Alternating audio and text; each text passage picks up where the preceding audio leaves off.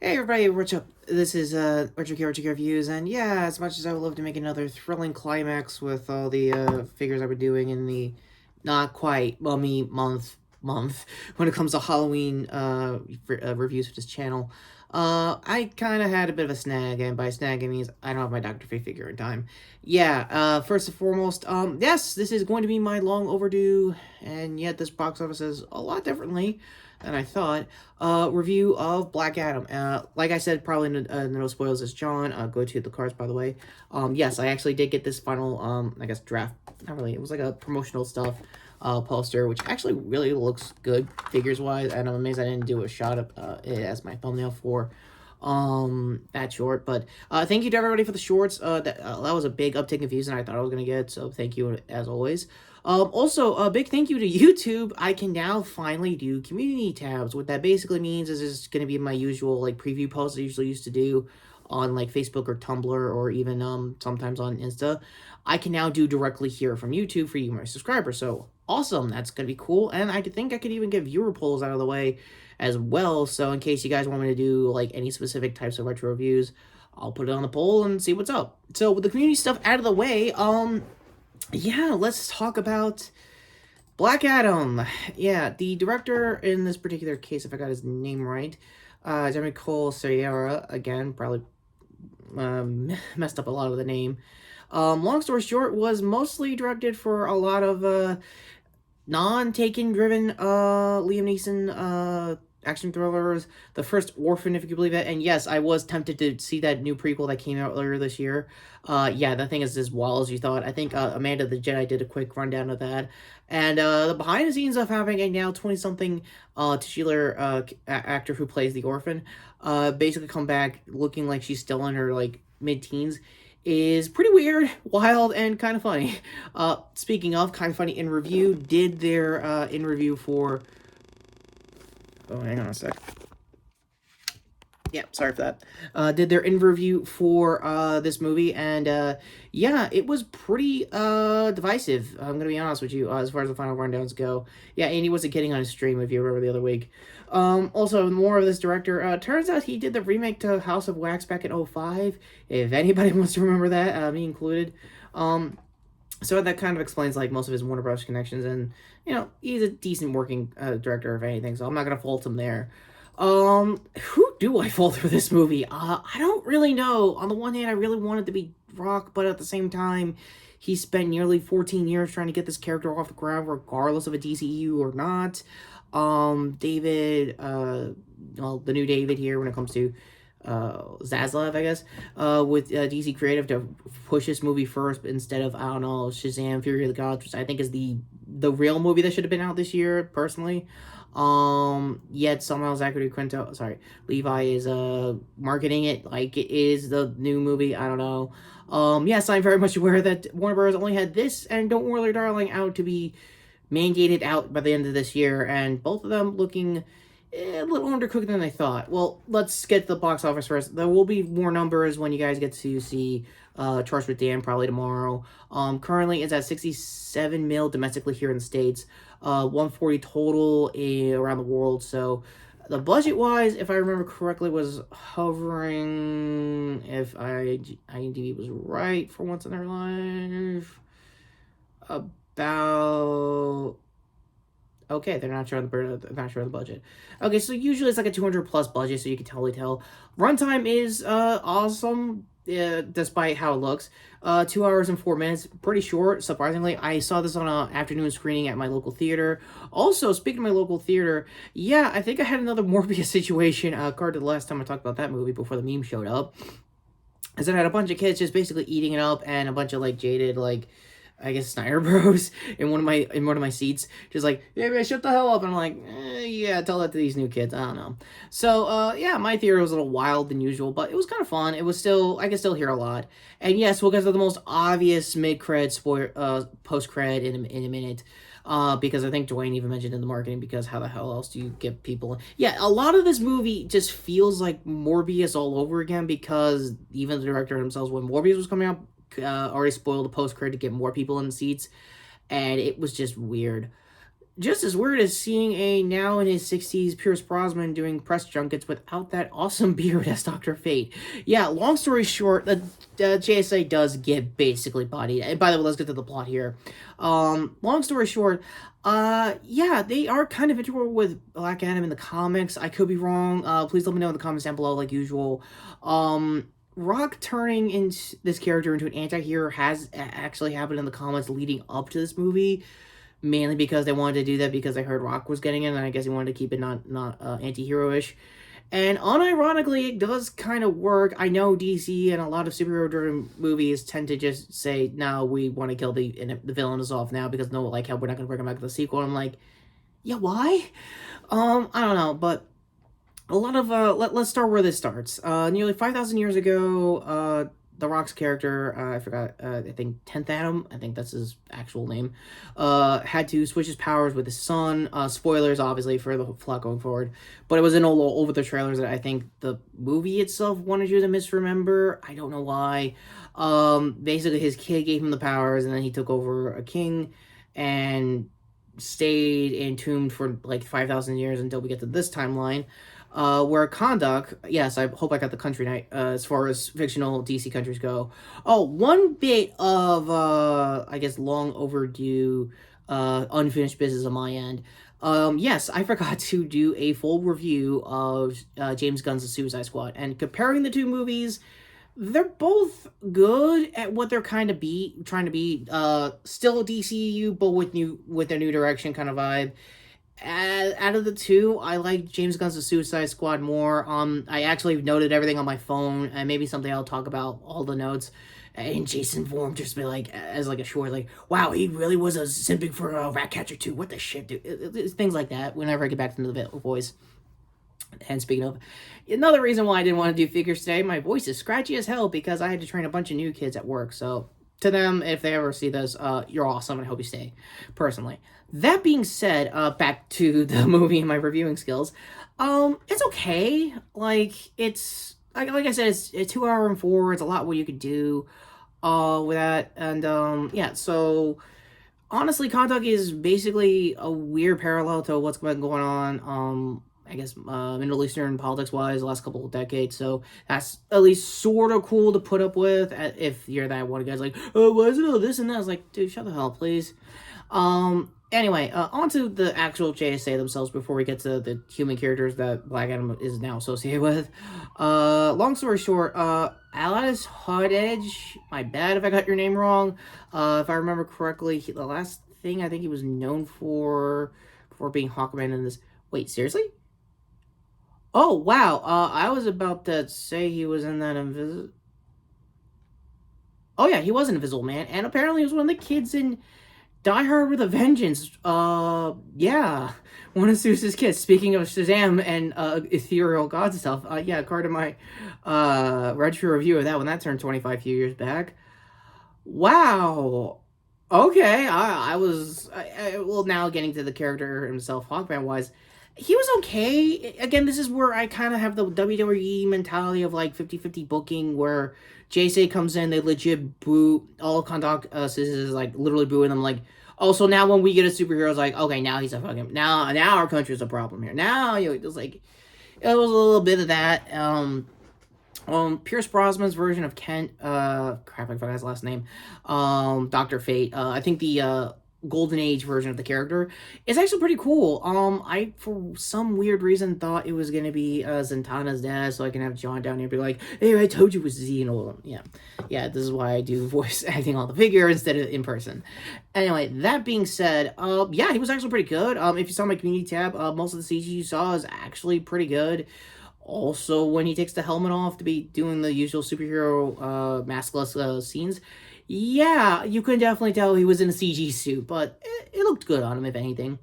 For the rest of those JSA, Noah Centineo, yes, this is the first time I've ever mentioned him on my channel. Yes, his Netflix reputation definitely precedes him, and no, he was not in 13 Reasons Why, thank God. He was over in those For All the Boys I Love Before series, and, yeah, dude is tall as hell, and not just because he's Atom Smasher. Basically, their version of Giant Man, their version of Ant-Man, yada yada yada, you know where this is going. It's actually pretty cool. He's like the only one that actually gets to keep his mask on, mainly for CG reasons. Also, I guess the DC equivalent try to mix like three characters into one with like Spider-Man, Deadpool, and Ant-Man all in one with his joke style, which isn't really much. Also, a lot of the ADR throughout this movie, it could be my theater or yours, it was like really tuning out, only on ADR on my end, mostly it was unspoken dialogue and stuff like that, and it was pretty weird. Now let's get to Ishmael. Marquand Canares, if I got your name right, is basically the villain of the whole movie, and basically is, I think, kind of funny, said it better themselves. Dave Grohl Devil from like Tenacious D, or as I know it, Pick of Destiny's Devil. Yeah, the day I ever do a retro review of that is mainly probably going to be, like I said when my dad passed early last year, I'm probably going to do a lot of classic rock movies in honor of him, and definitely Tenacious D is definitely going to be one of them. And speaking of classic rock, it was pretty weird and not at all jarring when you hear needle drops again like it's Suicide Squad all over again. I'm not even kidding. Yeah, so much so when Dwayne's Adam shows up and just gets summoned and buys a bunch of mercenaries throughout the whole first half of the movie with Painted Black. It was so this is what we're still doing. We're still doing Snyderisms. We're still doing like a play it safe version of it, if anything else. But then it's like him trying to be fish out of water, trying to understand the modern world, kind of like, I guess, Apocalypse and X-Men Apocalypse. Or as I knew it as a kid in the 90s, because yeah, Retrokid there to that trailer of that Shaq vehicle movie. Yes, it was. It was pretty weird. Honestly, it is kind of like that, because I think the kid in that, no disrespect, I don't disrespect child actors no matter how bad people want me to. It's not his fault, it's probably mostly the writing. Yeah, he basically reminds me of those, like, 90s, like, comic book character kids that just wants to, like, teach the hero to basically do the thing, and it's like, so you're John Connor from Terminator 2. Alright, sure. Ultimately, action's good. When Black Adam finally goes up against the JSA throughout, I want to say a third of this movie, it is insane. Like, he goes hard, he basically has, like, again, going back to, like, wrestling isms here, it's basically, like, trilogy matches, like, him and freaking, Hawkman are like, no, you gotta do this, and he's like, no, I'm doing this. It's, like, pretty much the same kind of writing I would have seen him do back if he was still in wrestling. And, yeah, another thing is, I think when it came to Heritage, when it came to Black Adam and Dwayne Johnson here, it's kind of weird seeing him back in Egypt after, you know, being 20 years removed from the Scorpion King franchise. Yeah, I'd normally regard to my, previous video here, but, yeah, I'm gonna leave that for the end cards, if anything. Ultimately, for the rest of the human cast with the kid and his mom and his uncle, they were pretty cool. I think the uncle is supposed to be like an up-and-coming comedian that I think Nick Scorpino knows. And another reason I'm mentioning about Nick right here is, for Kind of Funny Best Friends, you know what happens next. Turns out Atom Smasher is the second generation, Atom Smasher, because it is the JSA and they have a lot of multi-generational kids that end up becoming new versions of those characters for the roster. In Atom Smasher's case, his uncle, who was the first Atom Smasher, was played by, I gotta check this right, yeah, Henry freaking Winkler. So, hi Nick, in case you're watching. So, yeah, that was pretty funny. I literally audibly laughed out loud. I was like, oh my god, no! Nick is gonna lose his shit when he sees this. But, yeah. Despite all of this movie's shortcomings, it's pretty much a who's who of who's hopefully gonna be a good character actor going forward and who isn't. Speaking of, let me just get the Cyclone. Quintessa Sidwell, if I got your name right, did a pretty good job with her bouncing off of, Centeneo's, Ass Bastard, which is now that X-Men level, like, will they, won't they? Another thing about the JSA that everyone's comparing to is X-Menisms, and it's like, yeah, it kind of makes sense, because this version of, Hawkman, we don't know if it's Connor, we don't know which version of him it is, we don't know if it's him with, Thanagar alien tech, or he's, the Hawkman that likes to, reincarnate a bunch of decades, because his whole place, and he looks like he's front running the team, is in Louisiana, one of the establishing shots of them readying up to go see Black Adam and Condog. And I'm like, okay, this is probably, you know, Resurrection Connor, which makes the most sense, because how else would he accumulate that much wealth being in New Orleans and a very lavish place to be, you know, a front for a superhero team? Like, how do you not explain that? So that's a little unanswered, sadly to say, but What little action you did see with him and the whole team when they had to go up against Ishmael's devil. I know it's a different name. I think Joe said, oh, it's Shazam in person. Their new guy, Snowboy Mike, was like, get out, man, yeah, or some shit like that. So in case you can tell, this is getting more me being a kind of funny best friend heavy than usual. I'm coming out of this the most inoffensive. Like, again, compare this to, like, they say the 4 hours of, like, the Snyder Cut. You're in and out. It's probably going to be the quickest it's going to be for DCEU movies for a while now. Comparisons to Morbius is going to be very, very mixed. Most so because there's no memes next to him. There's nothing there you could really meme unless you want to talk about how, like, unappreciated we've been doing for Pierce Brosnan's version of Dr. Fake. Like, he is the most level-headed of the whole JSA, I'm gonna be honest, and he's like, yeah, trying to talk it out with Black Adam every chance he could when he got his scenes. And my god, when you see, like, the full effect of, like, the Order of Dubois, again, if I got any of these a little wrong, please leave in the comments down below. I'll try to leave the wiki as well, just in case I want to cover myself.